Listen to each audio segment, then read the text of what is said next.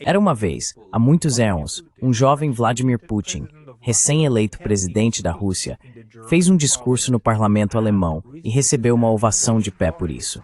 Naquela época, as relações entre Alemanha e Rússia estavam em seu ponto mais alto. Pois bem, hoje vivemos em um mundo completamente diferente. Se você perguntar à maioria dos europeus, eles dirão que é porque aquele presidente de então se transformou em um ditador insano. Mas o que realmente aconteceu? Como é que hoje o Twitter está cheio de intelectuais e políticos alemães que mal podem esperar por uma guerra direta com a Rússia? Para ajudar a responder a essa pergunta, está aqui Alexander Haar, diretor de pesquisa do Fórum Germano-Russo e um forte defensor do retorno a relações bilaterais amistosas.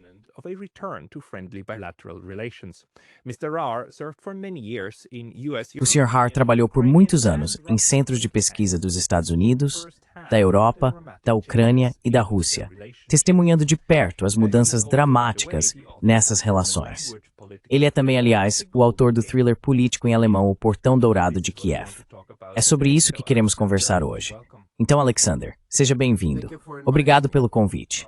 Bem, obrigado por ter aceitado, porque você tem uma biografia realmente fascinante e já viu muitos lados dessa relação.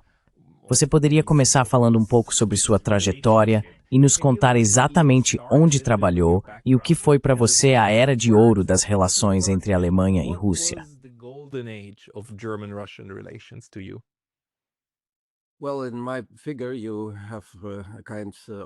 Bem, na minha opinião, sou uma espécie de testemunha de todos esses anos muito interessantes e estou realmente pronto para falar sobre eles. Fico fascinado com os tempos que vivi. Nasci em Taipei, Taiwan, e cresci no Japão, onde meu pai trabalhava como jornalista na época. Mais tarde, nossa família voltou para a Alemanha, onde estudei História e Ciência Política na Universidade Estadual de Munique. Também trabalhei em Munique por mais de 10 anos no Instituto de Pesquisa da Rádio Europa Livre e Liberdade, não na estação de propaganda, mas no Instituto de Pesquisa, que era uma instituição realmente notável e altamente respeitada no Ocidente.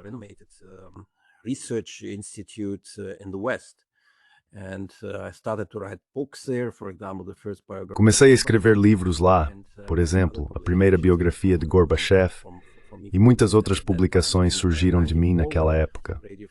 Em 1994, quando a Rádio Europa Livre foi encerrada em Munique, mudei-me para Berlim e Bonn e trabalhei por 20 anos no Conselho Alemão de Relações Exteriores, que era uma espécie de centro de estudos do Ministério das Relações Exteriores.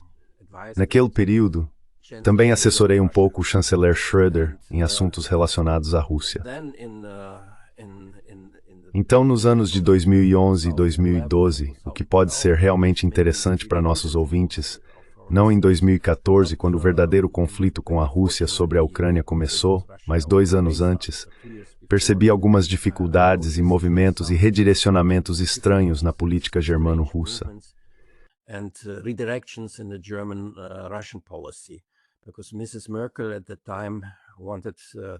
Porque a senhora Merkel, na época, queria formar uma coalizão com os verdes. Ela não queria continuar cooperando com os social-democratas, nem com os liberal-democratas. Então decidiu se aproximar dos verdes. E, de certa forma, ela sacrificou a política em relação à Rússia em favor dos verdes, que eram o partido mais crítico à Rússia na Alemanha naquele momento, e tinham muitos conflitos com o país por causa dos direitos humanos e de várias outras questões. Tornou-se praticamente impossível para mim permanecer na academia, porque a vida acadêmica já havia começado a mudar na Alemanha por volta de 2011 e 2012. E, aliás, foi também nessa época, tenho certeza de que falaremos sobre isso, que Vladimir Putin voltou ao poder. Vladimir Putin returned to power. Você se lembra? Ele pôde servir como presidente apenas por 2 mandatos, até 2008, e então teve que deixar o cargo, de acordo com a Constituição. Ele abriu espaço para Dmitry Medvedev, que foi presidente da Rússia por 4 anos. Mas após esses 4 anos, Putin decidiu, e a Constituição permitia que ele o fizesse, retornar como presidente. Ele deixou Medvedev de lado e voltou como chefe do Kremlin, chefe da Rússia. Isso não foi bem recebido pelo Ocidente. Foi algo ao qual o Ocidente se opôs. Podemos lembrar que até mesmo Joe Biden, que era vice-presidente dos Estados Unidos na época, e também a senhora Merkel, pediram pessoalmente a Putin que não retornasse à presidência, que permanecesse numa posição secundária e deixasse o jovem Medvedev governar o país.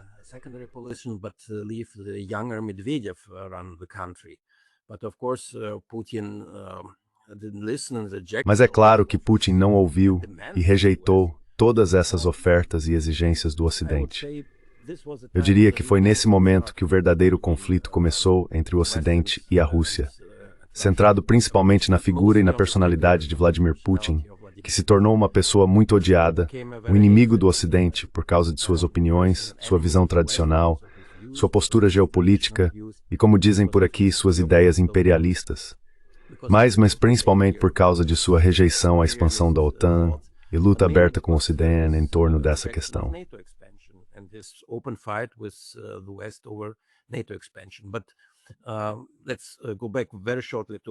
Mas deixe-me voltar brevemente à minha biografia. Depois mudei para o setor empresarial, porque era mais fácil para mim prestar consultoria a empresas, por volta de 2014 e 2015, sobre cooperação com a Rússia, a Ucrânia e o mundo pós-soviético. Trabalhei para a empresa de energia Wintershall e para a Gazprom International. Desde o início da guerra, continuo mantendo minhas redes de contato com a Rússia, mas oficialmente sou agora o presidente da Sociedade Eurasiana na Alemanha, uma nova e muito importante organização fundada em 2021. Ela analisa e coopera com as antigas repúblicas da União Soviética em bases culturais, políticas e econômicas.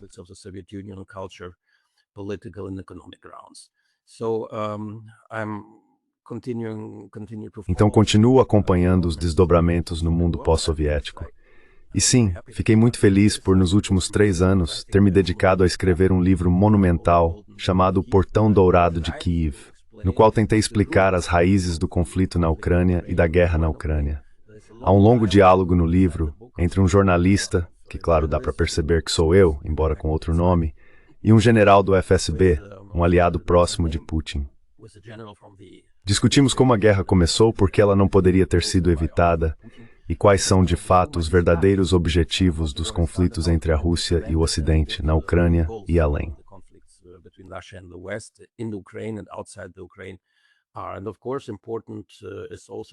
E claro, o que também é importante é que o livro está cheio de críticas às falhas, e vamos falar sobre isso.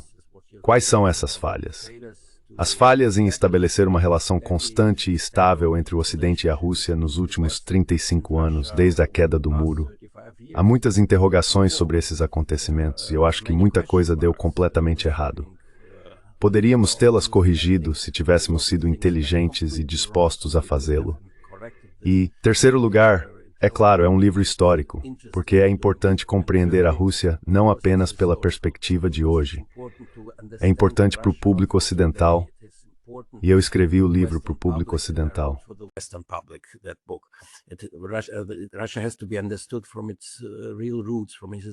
A Rússia precisa ser compreendida a partir de suas verdadeiras raízes, de suas raízes históricas. Uma das peças do livro trata dos tempos difíceis da Guerra Civil na Rússia no início do século XVII, quando Ivan o Terrível morreu. Seu império foi destruído, havia falsos zares no trono e houve intervenção do Ocidente. Muito disso traça paralelos muito interessantes com o mundo de hoje, com a política europeia e a arquitetura europeia atuais. Recomendo fortemente que as pessoas se envolvam com esses fatos históricos e com essa reminiscência histórica para compreender a política atual.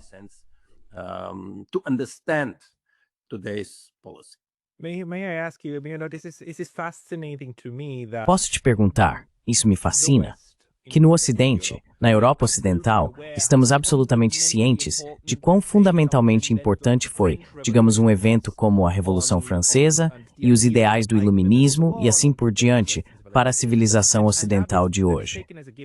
Isso é algo dado como certo. Mas quando os russos começam a falar sobre história e sobre a importância da história, como ela molda sua maneira de pensar, a reação instintiva da maioria dos europeus ocidentais é: eles estão apenas inventando. Isso não tem nada a ver com a história russa.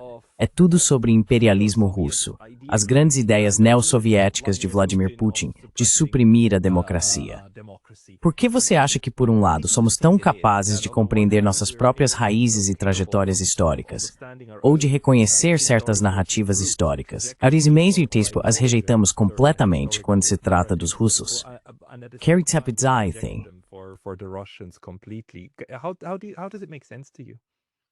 I have two explanations for that. Again, Tenho duas explicações para isso.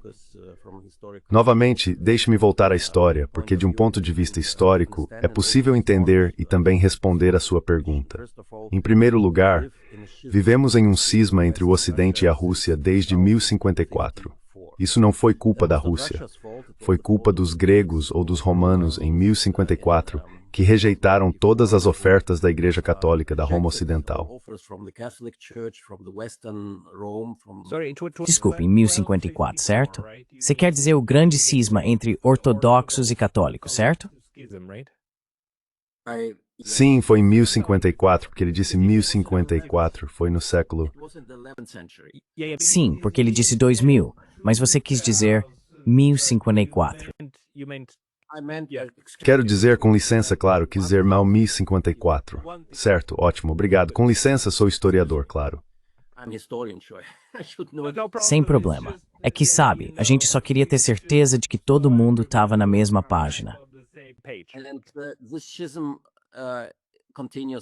E esse cisma continua até hoje. Tento explicar isso em muitos dos livros que escrevi, porque é um conflito muito sério. Tem a ver com o fato de que a Rússia, como herdeira, assumiu a herança do Império Bizantino, enquanto nós, no Ocidente, herdamos o legado do Império Romano. Houve uma divisão muito profunda entre Roma Oriental e Roma Ocidental, digamos há cerca de 2000 anos, e ainda sofremos com essas tradições difíceis. A Rússia é um país mais tradicional, enquanto nós, na Alemanha e no Ocidente, nos mantemos fiéis da Revolução Francesa, do progresso, de um tipo de cultura completamente diferente daquela do Oriente.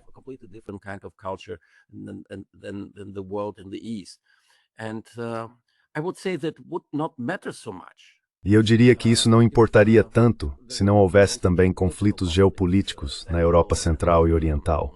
Terras, países, nações, culturas que ficam entre o Oriente e o Ocidente. E sempre houve guerras por causa disso. Podemos falar sobre isso se você quiser. Mas no fim das contas, eu diria que mesmo nos séculos após Pedro o Grande ter aberto o portão da Rússia para a Europa, ainda existia uma relação próxima entre a Rússia e o Ocidente, apesar das guerras suecas e nórdicas. Ainda assim, é claro, a Rússia continuava sendo vista como um quase inimigo, um país forte no Oriente que, do ponto de vista ocidental, era agressivo, ortodoxo, não católico.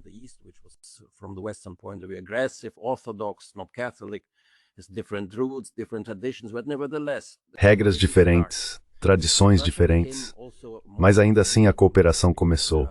A Rússia tornou-se cada vez mais um país europeu, incorporado ao mundo europeu, e o Ocidente também passou a se incorporar ao mundo russo. Muitos europeus se mudaram para a Rússia, fizeram carreira sob o Tsar e ajudaram a desenvolver a indústria russa, e assim por diante, é claro.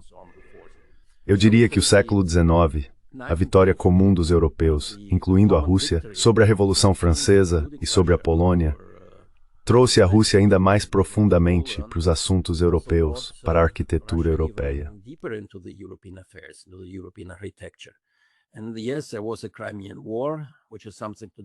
E sim, houve a Guerra da Crimeia, que teve a ver com a queda do Império Otomano. A Rússia, é claro, queria ser a principal beneficiária da queda dos turcos e herdar Constantinopla, a atual Istambul, e muitas das terras otomanas no sudeste da Europa. No Ocidente, é claro, França, Prússia na época, e os britânicos eram contra isso. Então houve uma guerra, conhecida na história como a Guerra da Crimeia. Mas ainda assim, as relações não eram tão ruins. Quero dizer, elas se desenvolveram cada vez mais em parcerias, em alianças entre França, especialmente a França, Grã-Bretanha e Rússia, e particularmente também entre Alemanha e Rússia, sob Bismarck, o que foi uma era dourada de cooperação.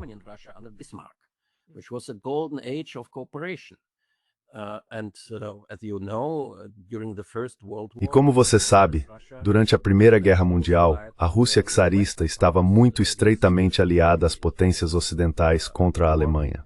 Foi uma guerra europeia, a primeira grande guerra mundial, em que a Rússia era vista como aliada, e não como um país que deveria ser considerado apenas um inimigo da Europa. Mas então veio a Revolução Bolchevique, e esse agora o meu segundo e ainda mais importante ponto ao responder à sua pergunta. Não se esqueça, já vivemos cerca de 80 anos com a Rússia completamente separada da Europa. Eu colocaria dessa forma. A Rússia tornou-se um país comunista. Era a União Soviética.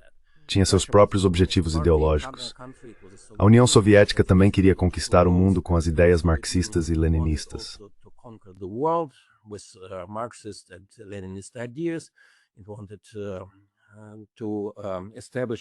Ele queria estabelecer um sistema ideológico completamente diferente, inclusive na Europa e no mundo, assim como o capitalismo ou a democracia existiam no Ocidente. Eles viviam em confronto. Bem, não durante a Segunda Guerra Mundial. Essa foi uma grande exceção, quando novamente as potências ocidentais lutaram junto com a União Soviética contra um inimigo comum, o Reich alemão, o Reich de Hitler. Elas o derrotaram, mas depois não conseguiram chegar a um acordo sobre uma política comum para a Europa. A Europa foi dividida e não foi reconstruída em conjunto após a guerra. E isso ainda tem implicações hoje, porque, como eu disse, houve 80 anos de inimizade e animosidade entre o Ocidente e a Rússia.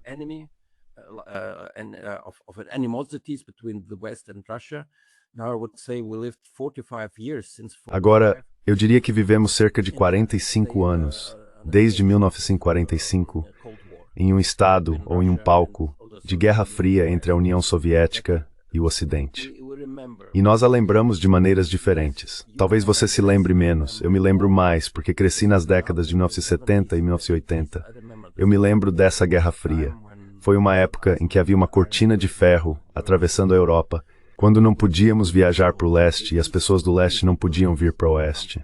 Nós nos odiávamos. Armas nucleares estavam apontadas umas para as outras.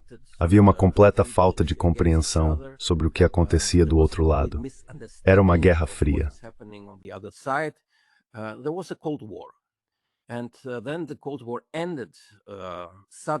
E então a Guerra Fria terminou repentinamente sob Gorbachev, na União Soviética, que realizou sua perestroika e começou a liberalizar o país.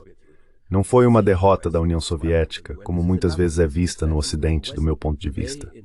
E esse é outro mal-entendido, porque o Ocidente hoje, em seu triunfalismo, tende a pensar que a Guerra Fria foi vencida apenas pelo Ocidente, pelas melhores ideias, o melhor sistema, a melhor ideologia, os valores corretos e assim por diante. E que os valores errados, que a União Soviética possuía, foram derrotados.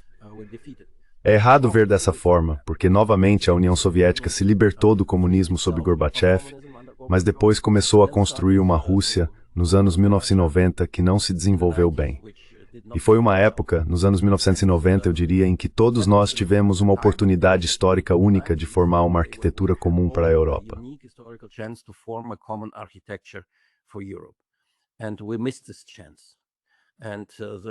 E nós perdemos essa oportunidade. Os russos eram a favor disso. Acho que até algumas forças nos Estados Unidos não eram contra, desde que a América fizesse parte desse sistema comum. Os europeus, bem, negligenciaram a ideia, mas ainda assim alguns deles manifestaram apoio. No fim, não deu certo.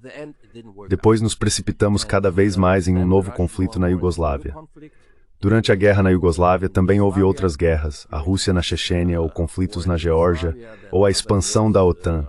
Quando a Rússia disse, vocês vão expandir a OTAN até nossas fronteiras, e os russos responderam, não, esperem, vocês não podem fazer isso.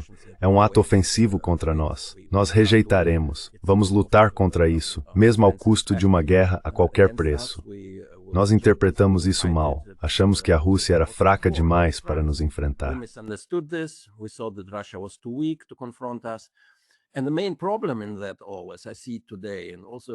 E o principal problema que vejo hoje, e também o principal mal-entendido sobre o conflito na Ucrânia, foi que nós, no Ocidente, passamos a ver a Rússia como não sendo mais uma grande potência. Como se ela tivesse sido derrotada pelo Ocidente em 1991, quando se desintegrou, e que não teria direito de fazer parte da Europa, da arquitetura europeia.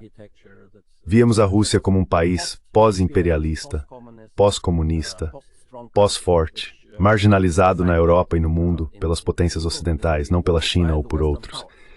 Isso, eu diria, é a raiz do conflito. E agora não sei como sairemos desse conflito, desse dilema.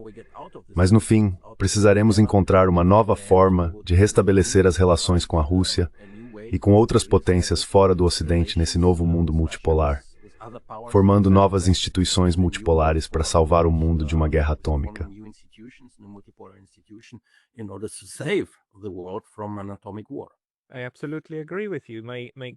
Eu concordo totalmente com você.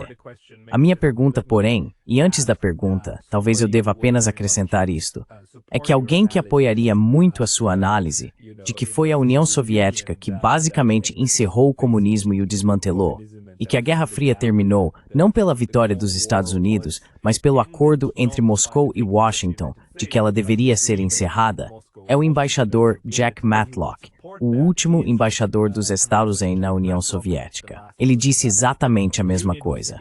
Ele continua enfatizando que encerramos a Guerra Fria porque era do interesse de ambas as partes. E o colapso da União Soviética aconteceu depois, por razões diferentes, mas aconteceu depois.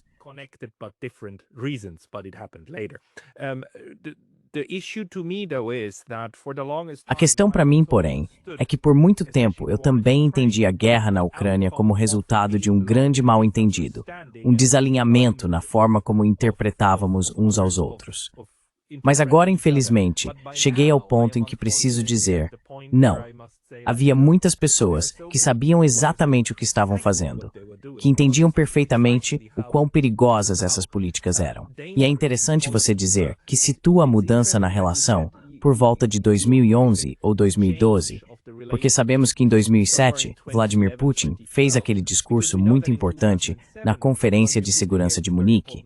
E mesmo naquela época, ele basicamente foi ridicularizado, ou melhor, não literalmente ridicularizado, mas retratado como alguém já proto-anti-ocidental, e assim por diante.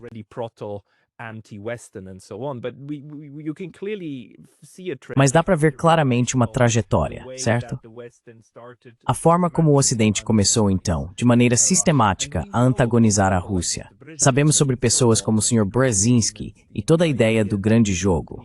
A noção de que é preciso garantir que alemães e russos nunca se unam, porque caso contrário, um continente eurasiático pacífico e estável colocaria os Estados Unidos em xeque. Há pessoas nos Estados Unidos que pensam nessas categorias, nesses termos. Costumo chamá-los de neocons, aqueles que querem fomentar a animosidade, e em grande medida conseguiram o que queriam. Como você vê o impacto daqueles que ativamente quiseram impedir uma relação positiva entre Alemanha e Rússia?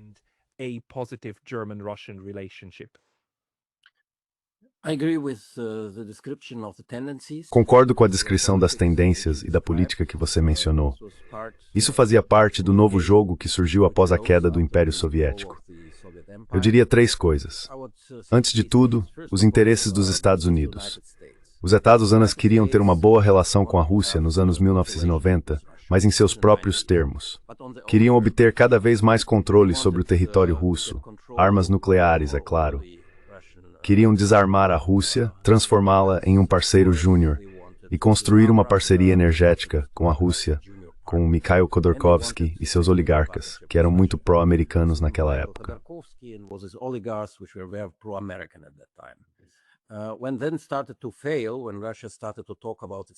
Quando isso começou a falhar, quando a Rússia passou a falar sobre seus interesses nacionais e seus próprios interesses econômicos, surgiu a divisão entre Washington e Moscou. Em segundo lugar, e aqui Brzezinski estava completamente certo, os americanos sempre tentaram impedir qualquer tipo de eixo entre Berlim e Moscou. Eles entendiam que se a relação entre a Rússia e a Alemanha se fortalecesse ano após ano, década após década, a Rússia, por meio da Alemanha, entraria na Europa, se tornaria um dos países líderes da União Europeia, e os americanos seriam deixados de fora. Isso ia contra os interesses americanos.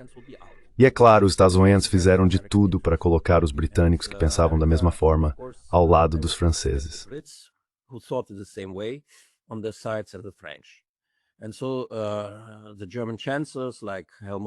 E assim, os chanceleres alemães como Helmut Kohl ou Gerhard Schröder, que estavam interessados em seguir uma política desse tipo em relação à Rússia, não de construir um nexo, mas de manter uma boa cooperação com a Rússia, acabaram perdendo. Eles eram fracos demais e a Alemanha não tinha apoio suficiente, nem mesmo internamente, para esse tipo de cooperação e aliança com a Rússia. Mas a Rússia, teimosamente, continuou a fomentar essa aliança e tentou reconstruí-la, porque isso era de seu interesse.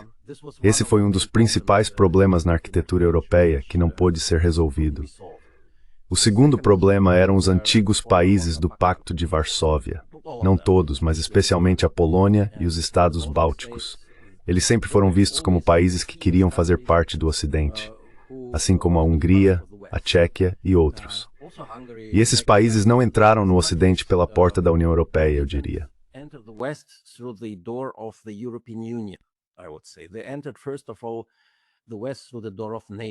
Eles entraram no Ocidente, antes de tudo, pela porta da OTAN. Isso significa que se tornaram parte da OTAN, e como era isso que queriam, Polônia, os Balcãs e outros, direcionaram suas atividades contra uma nova Rússia imperialista. Para ser muito direto, esses países queriam se vingar da Rússia por 45 anos de comunismo.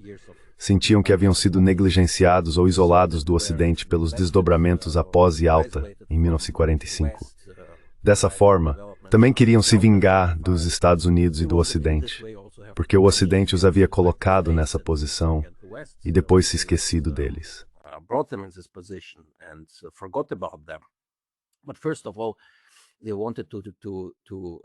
Antes de tudo, eles queriam lutar contra a Rússia pelo futuro.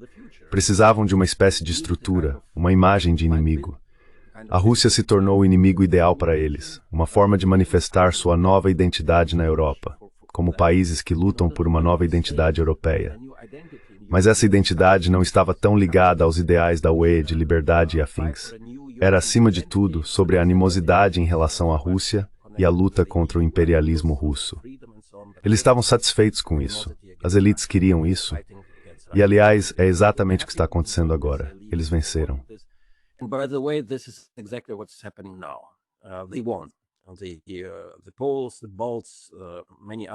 Os poloneses, os bálticos e muitos outros países do leste europeu conquistaram a Europa hoje. Eles se identificam cada vez mais como uma unidade, como uma organização que direcionará ideologicamente suas atividades para conter a Rússia nas próximas décadas. Esse é um desenvolvimento catastrófico, levando a uma nova divisão e a uma nova cortina de ferro na Europa. Mas, infelizmente, é assim que as coisas estão se desenvolvendo agora. Portanto, grande parte da culpa recai sobre os países do leste europeu, que não conseguiram, sim, restabelecer relações com a nova Rússia nos anos 1990. Mais tarde, é claro, já era tarde demais. Eu também culpo a própria Rússia por isso, aliás.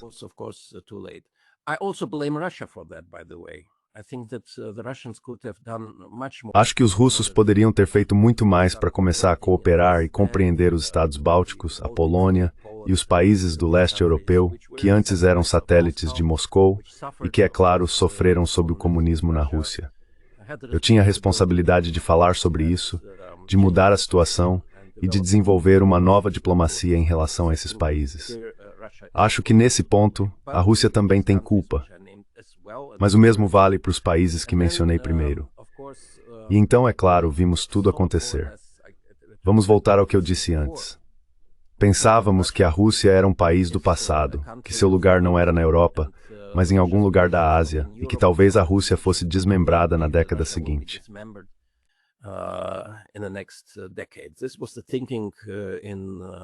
Esse era o pensamento nos think tanks do Ocidente e entre os formuladores de políticas. Eles negligenciaram completamente os acontecimentos na Rússia. Não estavam interessados na Rússia. Meu diretor no Instituto de Pesquisa na Alemanha me disse em 2007, Sr. Haar, a Rússia não é mais interessante. Se a Rússia não quer se tornar um parceiro júnior do Ocidente, que vá embora, que desapareça. Não estamos interessados em cooperar com uma Rússia que tenha seus próprios interesses. Não entendemos os interesses russos. A Rússia não tem permissão para ter seus próprios interesses na Europa. Mas a Rússia, é claro, via isso de outra forma, e nós negligenciamos isso completamente.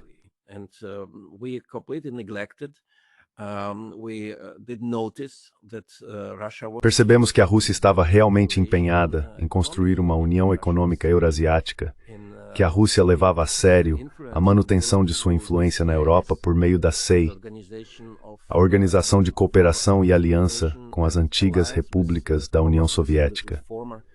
Até agora não entendemos muito bem por que o Cazaquistão, porque até mesmo a Geórgia, Belarus, bem, não quero compará-los, todos eles têm relações diferentes com a Rússia.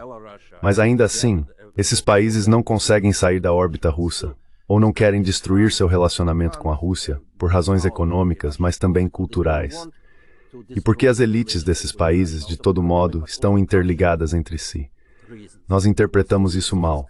Pensamos que todos esses países do mundo pós-soviético queriam se tornar membros da OTAN e da União Europeia, porque parte de suas elites nos dizia isso.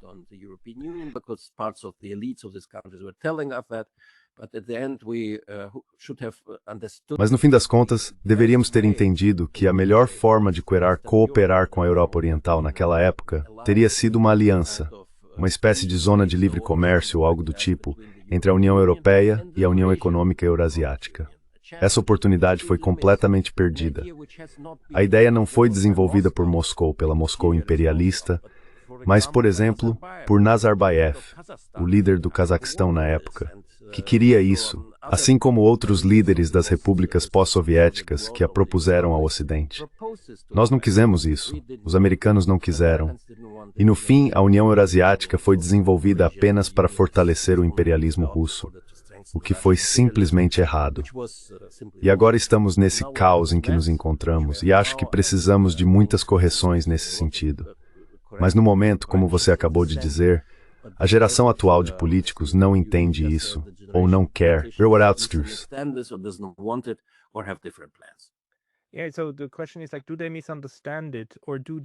Então a questão é, eles entendem errado ou distorcem intencionalmente? Talvez não precisemos entrar nesse ponto se você não quiser, mas vemos certos alinhamentos no Ocidente que são realmente quase paradigmáticos. Como o fato de que o Sr. Sikorski, ministro das Relações Exteriores da Polônia, é casado com Anne Applebaum, uma das principais neoconservadoras dos Estados Unidos, certo? E há esses alinhamentos de forças claramente anti-Rússia, por um lado. E por outro lado, também há, bem, não exatamente uma reação contrária, mas uma nova forma como o Sul Global observa o drama que está se desenrolando, certo? Also looks at the drama that is unfolding, right?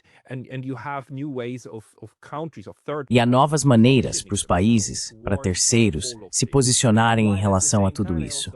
Ao mesmo tempo, também acho que a Rússia não é muito boa em perceber o quão autoritária ela parece vista de fora. Veja, por exemplo, a pequena Mongólia, que tem uma ótima relação com a Rússia e quer mantê-la assim. Mas então, o Sr. Putin decide visitar a Mongólia, fazer uma visita de Estado, apenas para provar que o mandado de prisão do TPI contra ele não pode ser aplicado. E, é claro, a pequena Mongólia não tem outra escolha a não ser aceitar.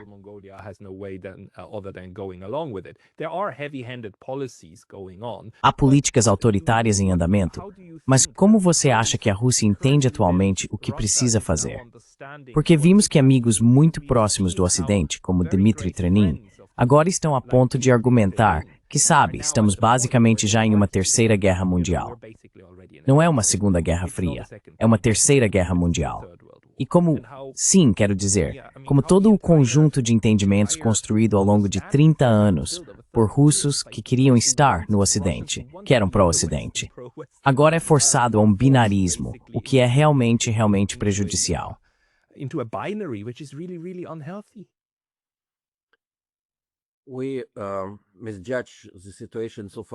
Julgamos mal a situação se pensarmos que houve grandes planos para construir a União Europeia como um novo império.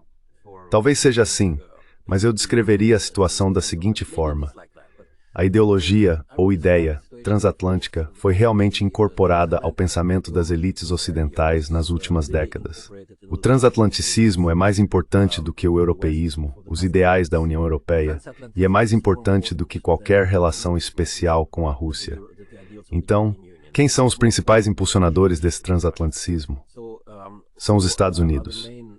Não menos sob Trump, mas é claro, o establishment americano, as elites americanas, continuam muito transatlânticas. Isso significa orientadas para a Europa e para os valores ocidentais, determinados por elas.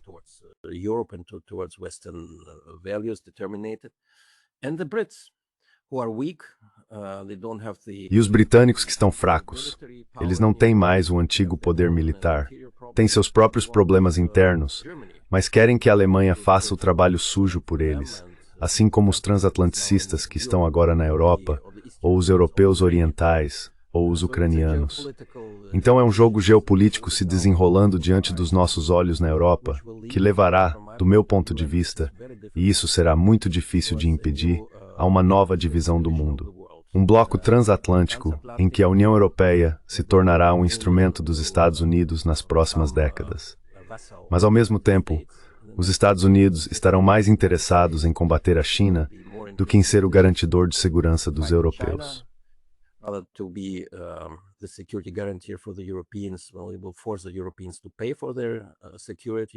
Bem, isso forçará os europeus a pagar por sua segurança, por seus planos, mas não lhes permitirá ter sua própria geopolítica ou sua própria política em relação à Rússia, por exemplo, ou à China. Isso obrigará os europeus a permanecerem alinhados com os Estados Unidos. Isso levaria à formação de um contrabloco, um bloco alternativo no Oriente, onde Rússia e China provavelmente formariam uma aliança militar, e países como Índia, Turquia, Irã e também partes do Oriente Médio se juntariam. Não exatamente um bloco, mas provavelmente uma nova origem, eu chamaria de alianças, que de certa forma seriam hostis ao Ocidente. Mas, por outro lado, também tem que cooperar com o Ocidente sempre que possível.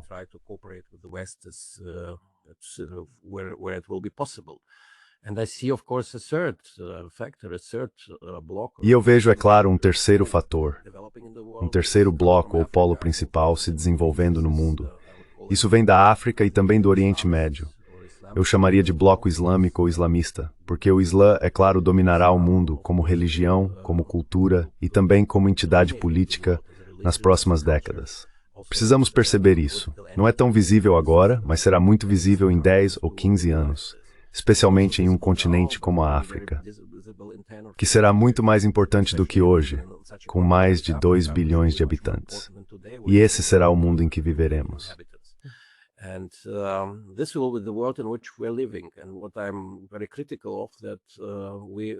O que critico fortemente é que estamos agora novamente, na Alemanha ou no Ocidente, correndo para retomar a antiga linha de confronto com a Rússia.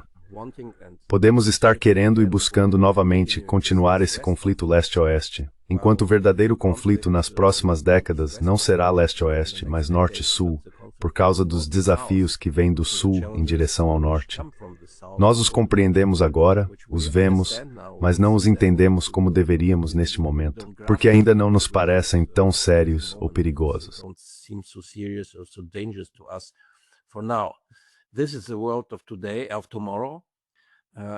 Este é o mundo de hoje e o de amanhã. O que eu queria dizer é que tudo o que estamos discutindo agora é importante para o presente, mas espero que a próxima geração de políticos entenda que o futuro precisará de métodos completamente diferentes e de instituições multipolares para estabilizar o mundo, para salvá-lo da destruição, de uma nova guerra nuclear. Não acho que acabaremos em uma guerra nuclear. Discordo que estejamos em uma terceira guerra mundial. Como Trenin disse, o conflito na Ucrânia ainda está localizado, graças a Deus. Graças a Deus ele se manteve restrito à Ucrânia. E em 2022, concordo, especialistas dos Estados Unidos diziam que havia o perigo de a Rússia usar uma arma nuclear para deter novos ataques ucranianos contra o exército russo. Mas a Rússia não usou suas armas nucleares e agora está vencendo na Ucrânia. Lentamente, mas vencendo.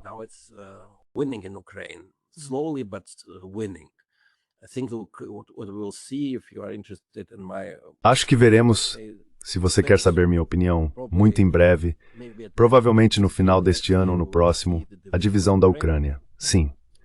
O leste da Ucrânia ficará com a Rússia e as partes ocidental e central da Ucrânia, o que aliás também é uma vitória para o Ocidente, permanecerão como estão e se tornarão parte da União Europeia. A União Europeia, a Alemanha, a França e outros países serão forçados, também pelos Estados Unidos, a fazer mais pela Ucrânia e a integrá-la à União Europeia. Apesar dos protestos e da oposição de muitos países europeus, que por razões econômicas e financeiras acreditam que a Europa não pode se dar ao luxo de incorporar um país tão grande e com tantos problemas como a Ucrânia.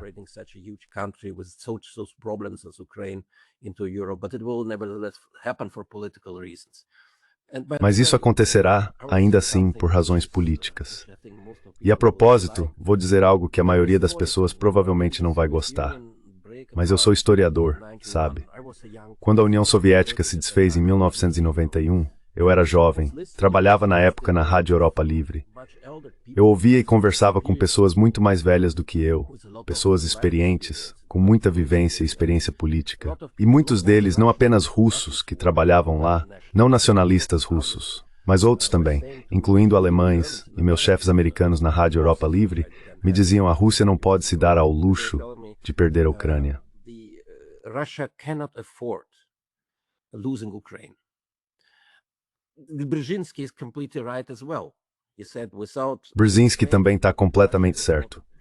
Ele disse que sem a Ucrânia, a Rússia deixa de ser um grande país. Com a Ucrânia é um império. E como sabemos, a política russa sempre foi direcionada a manter-se um império, ser um império. Porque na mente dos russos, podemos criticar isso, podemos ser contra, mas estou apenas descrevendo como é. Para as elites russas, elas se identificam, assim como sua cultura, toda a essência e identidade russas, como as de uma grande potência. Perder sua zona de influência levaria, do ponto de vista delas, como aconteceu na Chechênia nos anos 90, ao risco de um desmantelamento ainda maior da Rússia. E por isso, elas precisam de uma zona de influência. And so they need a zone of influence, they need a zone of countries which are... Eles precisam de uma zona de países que sejam ainda mais, talvez sejam incorporados novamente à Rússia, como a Crimeia ou o leste da Ucrânia, ou se tornem verdadeiros amigos da Rússia, pelo menos não membros da OTAN e da União Europeia. Essa é a compreensão deles sobre a segurança russa. E não podemos mudar isso, exceto por meio da guerra, apenas por meio da guerra. Então este será um primeiro passo, a primeira vez na Ucrânia em que o Ocidente provavelmente experimentará uma derrota pessoal desde 45, quando o novo Ocidente surgiu. E, para continuar estabilizando a Europa, para tentar viver em um novo mundo de multilateralismo, multipolarismo, policentrismo, teríamos que reconhecer isso. E eu acho que com o tempo nós reconheceremos. And I think by time we will acknowledge this. And yes, Russia will gain 20% of the Ukraine territory. E sim, a Rússia vai ganhar 20% do território ucraniano. Mas pelo menos esse território é hoje habitado por pessoas que não são, para ser franco, realmente ucranianas. Elas se inclinam para a história russa, a cultura russa, a igreja russa. Elas são e se tornarão cada vez mais russas. E a outra parte da Ucrânia terá uma oportunidade histórica única de desenvolver sua identidade ucraniana, é claro, em contraste com a russa, mas também dentro da União Europeia, como parte da cultura europeia nas próximas décadas. É uma boa e única oportunidade para a Ucrânia. No fim, eu diria algo que talvez muitos observadores não gostem. A Ucrânia era grande demais em 1991, quando a União Soviética se desfez. In 91, when the Soviet Union fell apart, a lot of parts of Ukraine. Muitas partes da Ucrânia teriam precisado de algum tipo de autonomia, como Donbas ou a Crimeia. Elas não poderiam permanecer em um Estado ucraniano centralizado em 91, porque a Ucrânia nunca existiu na história dentro dessas fronteiras. E isso não é propaganda russa, é história. Quero dizer, hoje as pessoas dizem que este é o mundo de Putin. Não é o mundo de Putin. Isso é algo que há muito tempo é conhecido por historiadores e por todos que estudam a história da Europa Oriental como um todo. Então, no fim, pode haver uma saída para essa crise. Não haverá uma terceira guerra mundial. Haverá um conflito latente com o qual continuaremos a conviver. Mas haverá mais conflitos no mundo.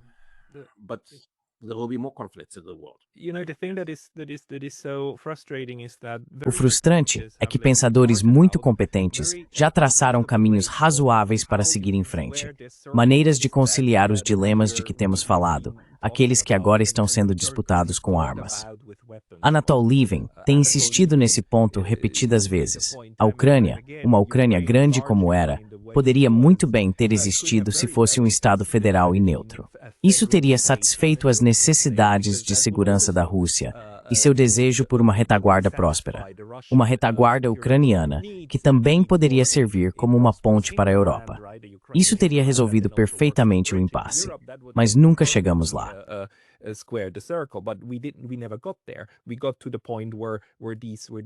Chegamos ao ponto em que essas tensões foram usadas para justificar a luta nessa guerra por procuração.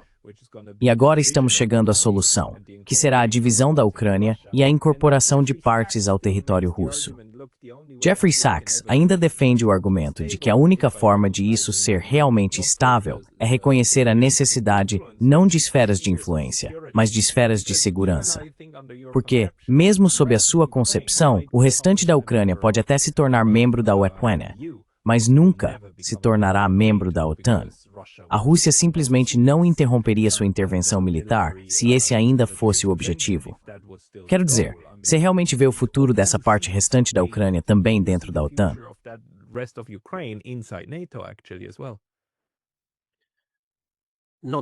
Não em nossa vida, porque isso provocaria de fato uma grande guerra. Acho que está fora de questão neste momento. Mas também aprendemos, desculpe interromper, que a OTAN na verdade não quer uma guerra direta. Eles estão bem com a guerra por procuração, mas estão se certificando de não serem arrastados para um confronto direto, certo? Isso é algo que, pelo menos por enquanto, serve como uma espécie de lição.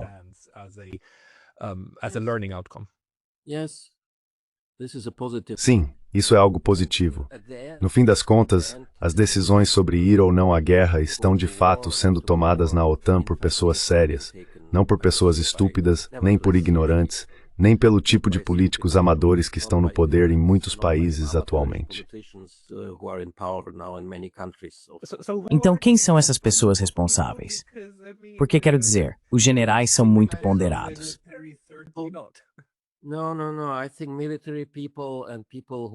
Não. Quero dizer pessoas militares e pessoas que não são movidas por ideologia, políticos de verdade, entendem o que você acabou de dizer. Que uma guerra nuclear não é vencível. Ninguém vence uma guerra nuclear. É um absurdo pensar que todas as armas ou foguetes nucleares russos lançados contra os Estados Unidos seriam abatidos sobre o Atlântico ou o Pacífico. As pessoas que escrevem esse tipo de coisa ficam nas redações dos jornais ocidentais. Gente que não faz ideia do que está falando ou escrevendo. Elas se esquecem dos submarinos, da estrutura dos arsenais nucleares, tanto da América quanto da Rússia.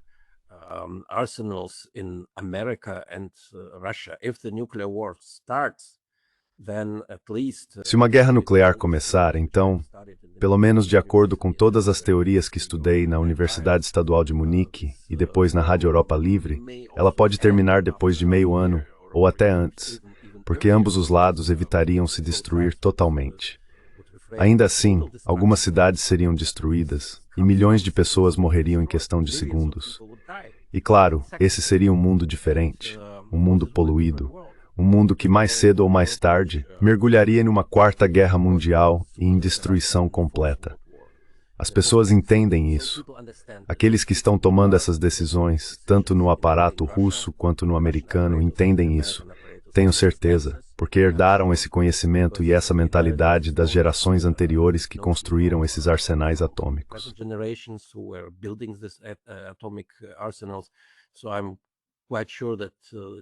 Então, tenho quase certeza de que tudo continuará como está. Eu não sei como as pessoas pensam na Coreia do Norte. Eu não sei como as pessoas pensam no Irã. Eu não sei como as pessoas pensam no Paquistão, na Índia e em outros países que também desenvolveram armas nucleares. Mas no momento quero dizer, eles são sérios e muito cautelosos, mesmo quando ameaçam usar essas armas contra um inimigo. Então vamos colocar assim, uma guerra nuclear não vai acontecer. O que vai acontecer provavelmente nem será uma guerra fria.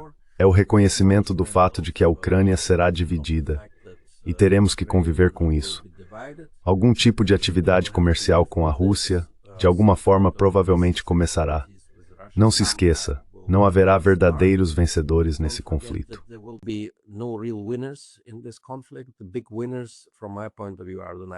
Os grandes vencedores, do meu ponto de vista, são os Estados Unidos, que, é claro, reafirmarão seu papel de liderança sobre a Europa, e a China, que será, de fato, após esta guerra, a verdadeira vencedora, o irmão mais velho na relação com a Rússia.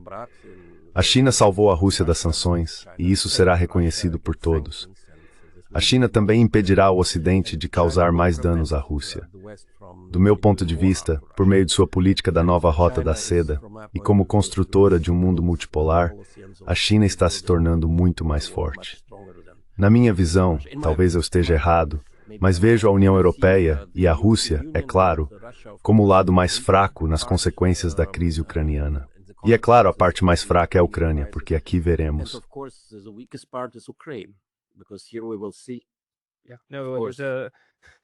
Sabe, a Ucrânia só prova mais uma vez um provérbio africano. Quando os elefantes brigam, é a grama que é pisoteada. Mas vamos aproveitar os últimos minutos para falar também sobre o seu livro, porque você o escreveu como um thriller político, mas também é uma espécie de resultado do seu aprendizado que você está encapsulando ali. Você poderia, talvez, nos últimos 5 ou 6 minutos, nos dar a principal lição que as pessoas que comprarem o livro tirariam ao percorrer suas muitas páginas.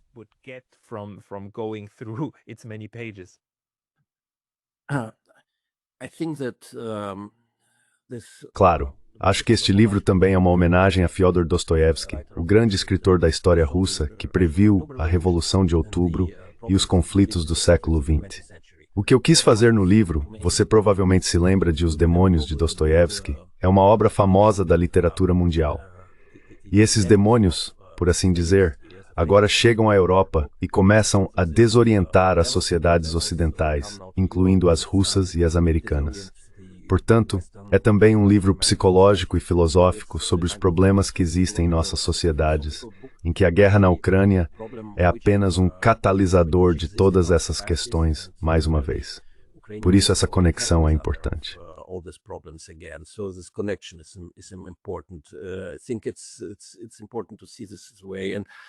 Acho que é importante ver dessa forma.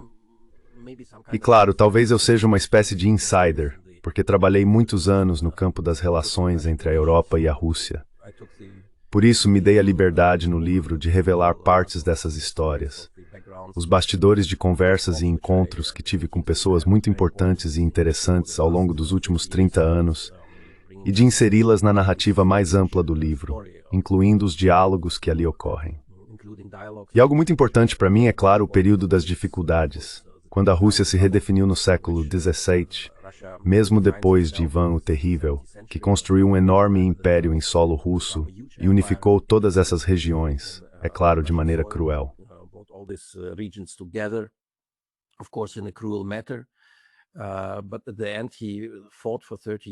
Mas no fim das contas, ele lutou contra o Ocidente por 30 anos, perdeu seu exército e perdeu novamente o Império Russo. Foi preciso ressuscitá-lo depois de 16 ou 20 anos do período das dificuldades. Mas a Rússia passou por aquele período e havia líderes políticos muito positivos, assim como o patriarca Filareto naquela época, a quem descrevo como um dos protagonistas. E o livro, com todo o seu conhecimento, com suas relações com o Ocidente, com suas relações com a Ásia e outros países, é, eu diria, um livro fascinante e interessante, que tem muitas semelhanças com tempos anteriores, dos quais podemos aprender hoje como seguir em frente.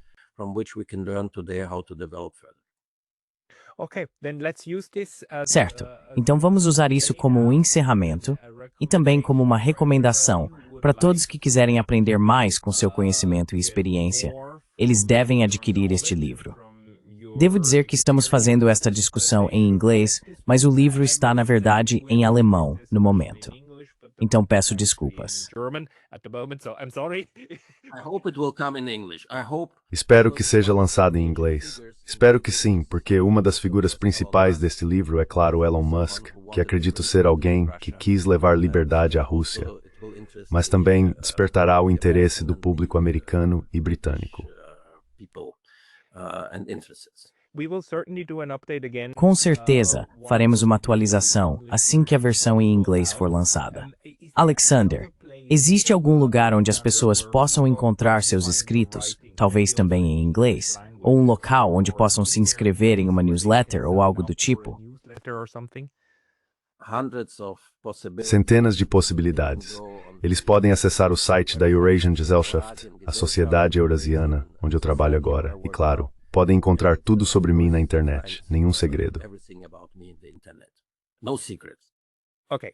Certo, vou colocar isso na descrição do vídeo abaixo. Alexander Har, muito obrigado pelo seu tempo hoje.